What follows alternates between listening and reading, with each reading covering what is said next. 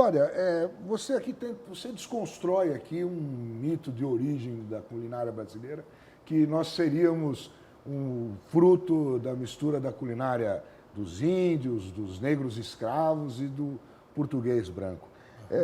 Por que você foi tocar justamente nesse pilar do nosso conhecimento culinário?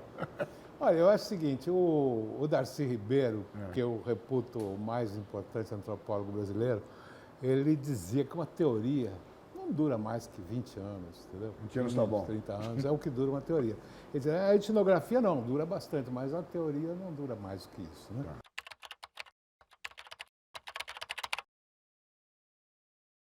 Eu acho que nós temos um viés de análise da culinária brasileira, que é uma teoria antiga, né? Seja do Gilberto Freire, seja do Câmara Cascudo, né? Quer dizer, essa ideia de que nós somos frutos de contribuições, entre aspas, de negros, índios e brancos, é uma coisa que tem a ver com o contexto do modernismo, né? Digamos assim, de se assumir, né? Essa múltipla origem étnica do nosso povo e, consequentemente, da cozinha brasileira, não é?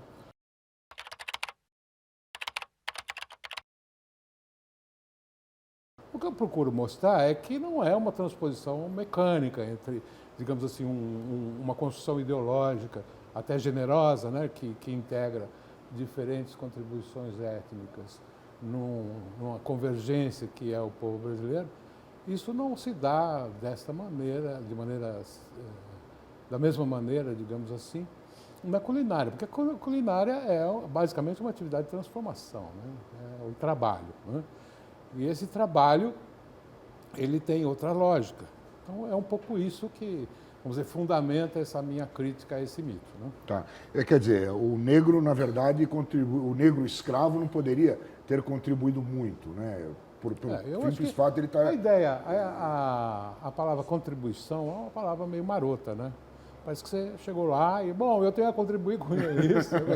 Os negros não estavam em condições de escolher coisa alguma, né? Quer dizer, eram coisas, né? Na colônia. Na colônia, né? Quer dizer, a condição de escravo é a condição de coisa, né? Desde o Hegel se analisa isso, assim.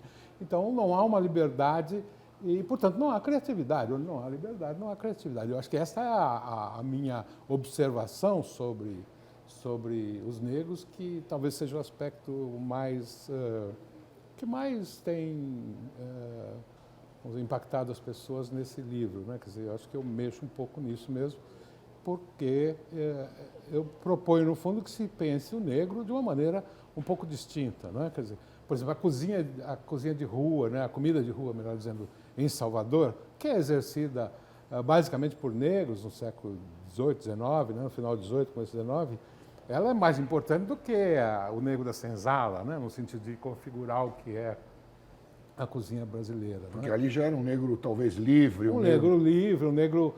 E também há um avanço no conhecimento do quem eram esses negros que vieram para cá, né? Quer dizer, eu acho que quando o Cascudo, quando o Gilberto Freire escreveram, né?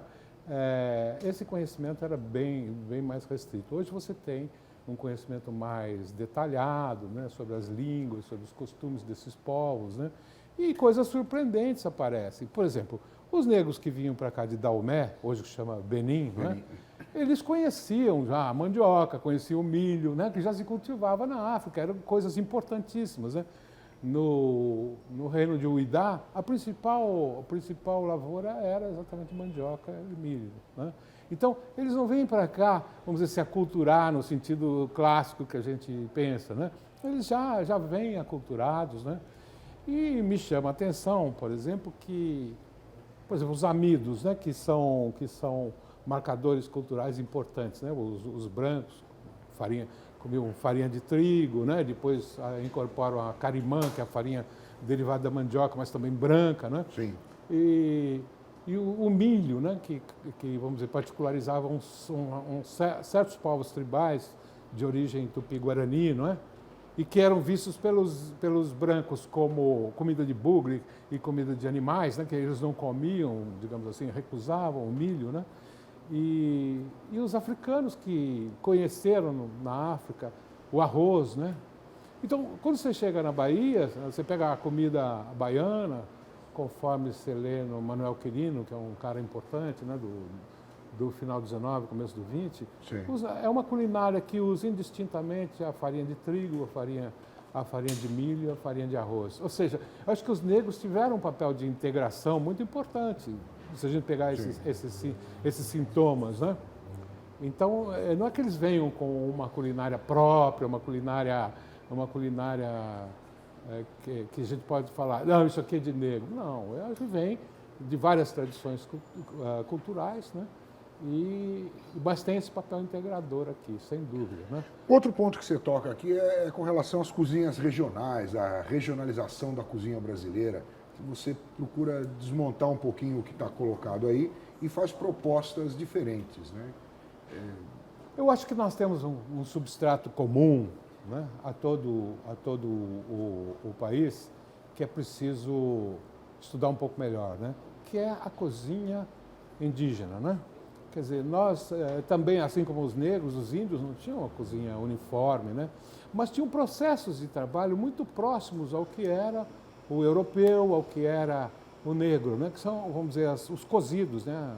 Cozinha de potaria, quer dizer, isso é um substrato comum, né? Entre negros, índios e brancos, né? Então, aí você tem uma convergência, digamos, né? E essa convergência, que me parece importante na definição do perfil da culinária brasileira, ela também é base para certas diferenças, né? Então, por exemplo, você pega o caso do uso do leite de coco, né? Então, se você pegar lá do Amazonas até o Rio Grande do Sul, vindo pela costa, você tem preparações com peixes, ensopados, etc., né? Ele chega ali em Maranhão, começa a aparecer o leite de coco nessas peixadas. E vai até o Espírito Santo, depois desaparece de novo, vira peixada de novo, né? Quer dizer, então, a regionalização é essa incorporação de elementos, assim, de uma culinária local, né? Tem a ver, vamos dizer, com a disponibilidade desses ingredientes, mas quando você chega nos anos 30, digamos, nos anos 20, melhor dizendo, isso tem uma hipervalorização política, né? Gilberto Freire, quando lança o seu manifesto regionalista de 1926, ele frisa muito o papel, vamos dizer assim, da culinária regional como uma coisa rica e oferecida ao Brasil como um todo, né? A contribuição do Brasil. Então, esta coisa, quer dizer, essas marcações que não são só culinárias, mas são no terreno da música, no terreno da dança, da poesia, né? O Mário de Andrade faz aquela visitação pelo Brasil todo, levantando essa cultura, né? Tentando demarcar isso, quer dizer, tudo isso serve como ingrediente numa, vamos dizer assim, numa disputa interoligárquica, não é? Quer dizer, então você tem uma contraposição entre o Nordeste e o eixo São Paulo-Minas, né? Quer dizer, aquele cenário da República Velha, né? Então, isso que dá destaque, digamos assim, para essas culinárias regionais. Depois de 30, quer dizer, você tem, vamos dizer, uma diminuição da importância da política oligárquica, essa coisa baixa, né?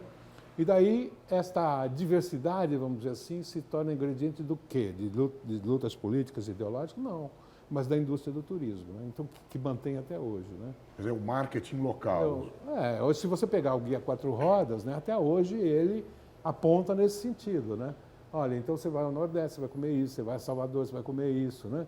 A indústria hoteleira se utiliza muito disso, como de resto isso acontece também na França, né? Quer dizer, você tem, num período também dos anos 20 em diante, na França, essa valorização da cozinha regional pelo Guia Michelin, né? Quer dizer, então há uma, digamos assim, uma proposta de passear pelo país que precisa encontrar diferenças, né, para ser atrativo. Tá. Aí você faz uma proposta também de renovar a culinária brasileira no livro. Dá um toque para a gente, como é que é essa proposta? Bom, eu acho o seguinte, a culinária brasileira, ela é um mito também, né? Então, como é que as pessoas se apropriam disso, né? Acho que existem várias maneiras de se apropriar disso. E por que é necessário pensar essas maneiras? Porque a culinária também é algo que, se você sai, digamos assim, do polo da tradição, é algo que tende a uma mediocridade, a uma mesmice, né? Quer dizer, acaba gerando um desinteresse, né? Tanto é que você pega uma cidade como São Paulo, o que a caracteriza? É a diversidade das culinárias, né? E também a falta de uma tradição local, né? Quer dizer, nós não temos uma culinária paulista, né? Essa coisa não existe mais, né? A culinária caipira é vamos dizer, uma coisa que está longe, vamos dizer, do interesse das elites, dos setores médios urbanos, né? Mas você tem, digamos assim, nos anos 90 em diante, um processo de renovação da nossa culinária, né? Por influência até da Nouvelle Cuisine, e os nossos chefes começam a olhar também a tradição brasileira. A renovação disso passa a estar na pauta do dia, né? Então nós estamos aqui no restaurante Mocotó, que faz uma leitura moderna da culinária nordestina, mais especificamente sertaneja, né? Mas não exclusivamente. Quer dizer, isto acaba, vamos dizer, acaba redinamizando esse conceito, né? E outros chefs fazem coisas semelhantes, como o Alex Atala, como a Helena Rizzo, em menor importância isso na culinária dela, mas também está presente. Quer dizer, eu acho que existe um sentimento entre os chefes de que esse é um bom caminho, né? Por quê? Porque a gastronomia, agora nós estamos falando de gastronomia, é essencialmente uma atividade competitiva. Nós temos que ser diferentes dos outros, né? Quer dizer, se nós pensarmos o cenário internacional, depois de um período de domínio, digamos assim, da França, temos o período espanhol, né? Do Ferran Adrià. Então, o que acontece? No mundo todo se imita o Ferran Adrià, né? Como ele mesmo me disse, todo mundo faz espuma em todo lugar, né? Não me atribuam essa particularidade. Então, eu acho que os chefes brasileiros percebem isso, sabem que isso aí é um caminho que vai bater numa parede e procuram se valer do que tem vamos dizer assim, que é único e competitivo, que é exatamente a nossa culinária, vis-à-vis a culinária de outros países, né? Então, o conhecimento que hoje se tem da culinária brasileira é muito melhor do que se tinha há 10 anos, 15 anos atrás, né? E eu acho que com diversidade de caminhos, né?